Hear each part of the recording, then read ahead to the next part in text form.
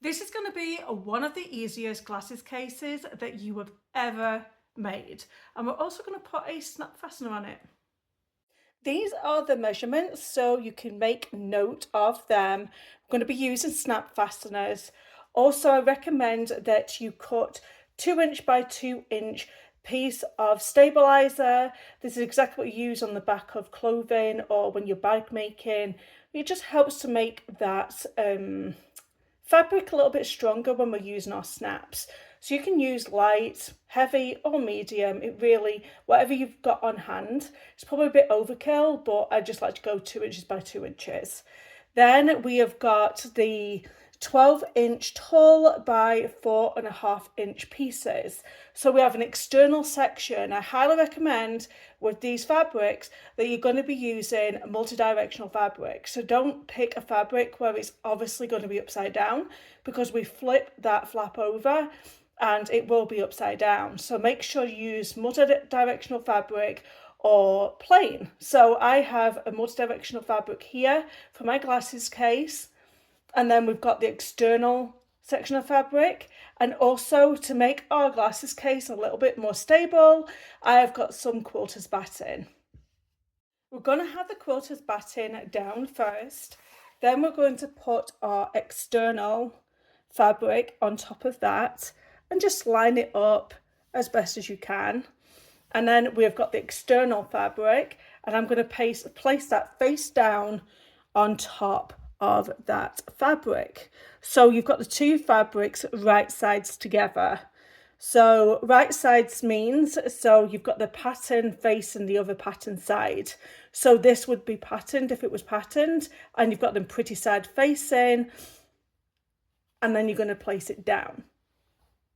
I want to find my central location, so I am just going to fold this fabric in half, and I'm going to finger press this section here, and I'm going to just make a mark here and do the same with the other side.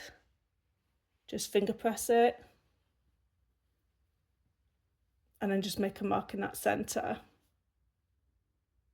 So this is my stabilizer. So I'm going to put the sticky side down. You can feel the sticky side of the stabilizer. So that's how you know what side of the stabilizer goes where.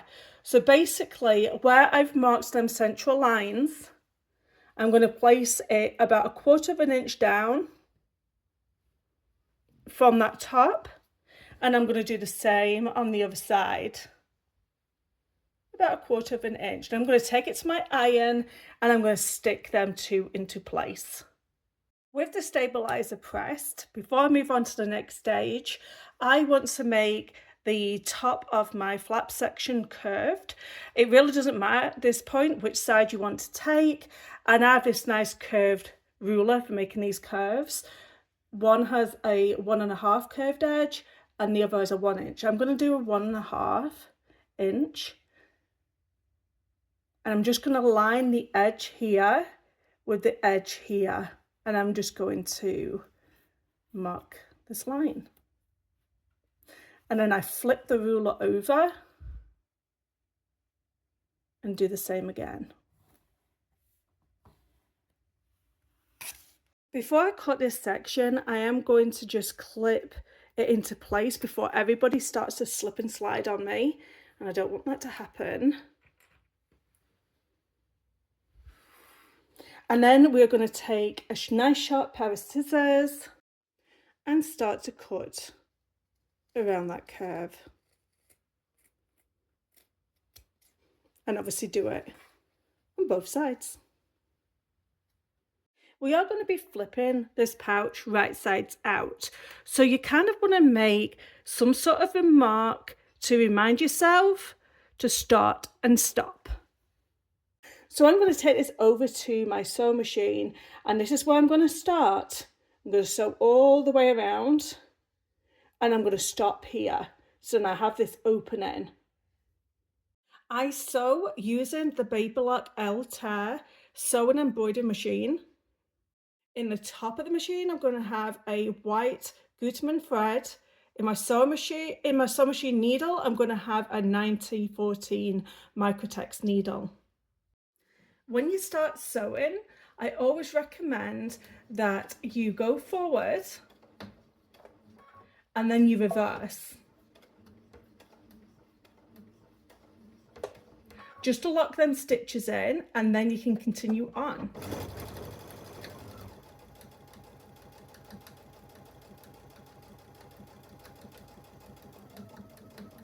When you get to this curve, just slow down. This is where my pivot key comes in handy, because I don't have to go to the back of my machine lifting that foot up. Every time I stop on the foot accelerator, the presser foot goes up automatically. So I can just concentrate on holding my fabric down and maneuvering it. So we've got another curve come in. And try and do small turns as it goes.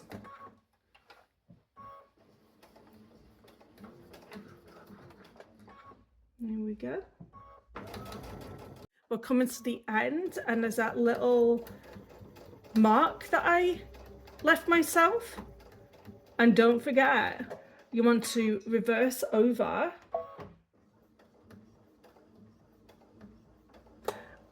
and then go forward. I'm just going to cut it off because I can cut my threads off at my sewing machine. I have a pair of pinking shears, they're kind of zigzaggy, and then basically what I'm going to do is around this curved edge, I'm going to take my pinking shears and cut around.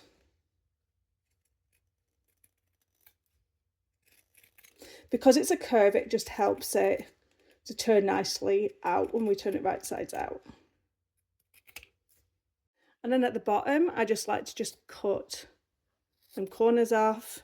Don't snip into the stitches. Now we're going to turn our project right sides out. So you're going to push everything through. I use this metal chopstick, and then I can just poke these corners out gently. And then also at the top here where that curve is, just help to ease that curve out.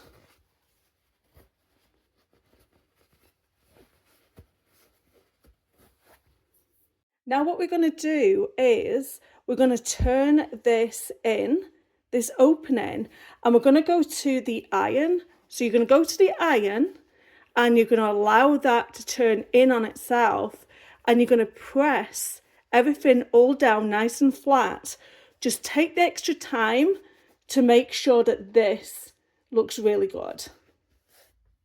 You're going to take this back to the sewing machine and you're going to top stitch all the way around, closing that opening up. So now is the time to start folding this up. So I'm going to bring the bottom up, and I'm just going to place my glasses down to see how big I want that flap to be. And I think that is pretty perfect. I went and measured that, so that is 7 inches. So now what I'm going to do is go back to my sewing machine and I'm going to sew straight over that stitch that is already stitched there. So that will stitch the top and the bottom into place. Before we put our snap on, I recommend taking this over to our iron and just pressing that flap down. Now let's start with putting the snap fasteners into place. So basically I don't want it to be too far up on my glasses case. The first thing I want to do is figure out where my center is. So I'm going to fold it over, find the center, and then I kind of just want it, I'm going to make a mark and then I'm going to measure it for you guys. So I'm going to mark here. I've basically marked it 6/8 on my ruler. I'm going to use a fabric hole punch and I'm going to find that mark and create a hole. And then for the next part, I'm just going to close that flap up And then where this hole is, I'm going to place another mark.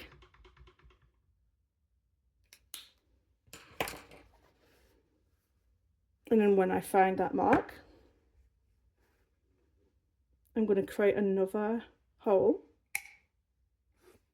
And it's ready for my snap fasteners. There are 4 different parts to a snap fastener, and this is the tool I'll be applying them with. This is going to be the right side of the snap fastener because we want the pretty part to be on the external side, and then this is the part that you use to close it, and they both sides always have this like raised prong bit. This is the other side of the snap fastener, and like I said, there's always a raised prong, and here we go.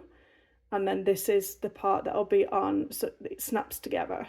So this is our glasses case. Obviously, this part goes down like this, and then that part will go through the hole we made. And then this part here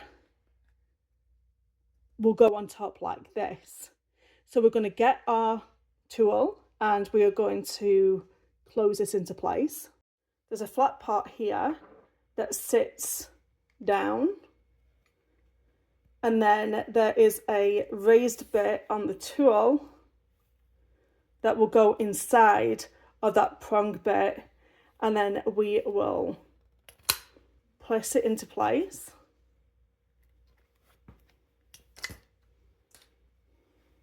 Then we'll get that raised bit that goes through the back of the glasses case, and then you're going to get the other part, place it on top, and then get the tool again. Once everything is lined up, you can press that into place. And then with both sides attached, you can then close the case and open. These are the glasses. They're quite big and they go nicely into the case.